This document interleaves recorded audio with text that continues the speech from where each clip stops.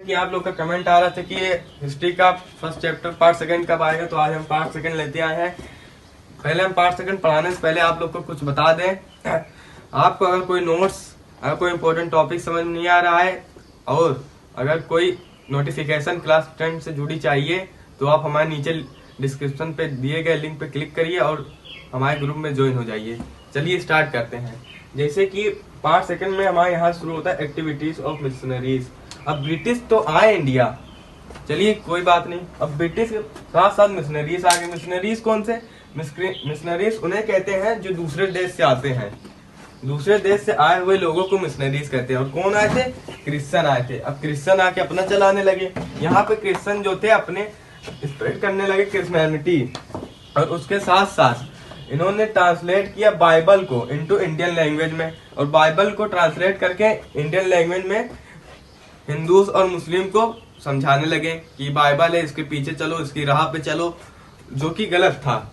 और फिर आते इन्होंने स्कूल ओपन करने स्टार्ट कर दिए।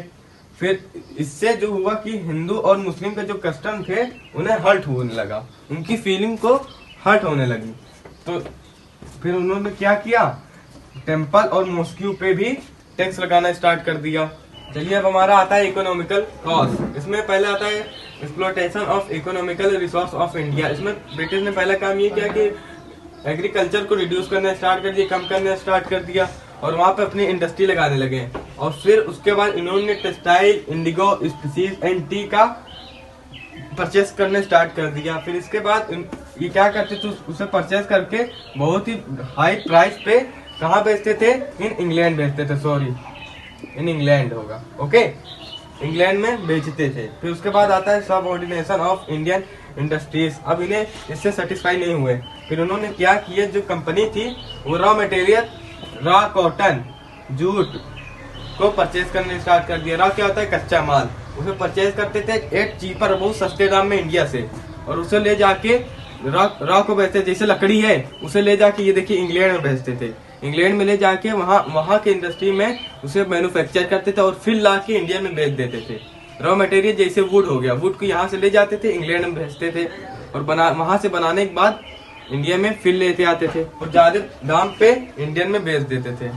फैक्टर में क्या हुआ कि जो टेलीग्राफ पोल वाला आया, पहले टेलीग्राफ पोल क्या था, इसमें एक तरह की अफवाह जो ब्रिटिश की बात नहीं मानेगा उसे सूली पे चढ़ा दिया जाएगा। टेलीग्राफ पोल अभी आप हमारे सामने देख सकते हैं। टेलीग्राफ पोल पे अगर कोई बात, जैसे उन्हें ब्रिटिश कोई बात पीपल्स ने नहीं मानी तो उन्हें टेलीग्राफ पोल पे सूली पे चढ़ा दिया जाएगा।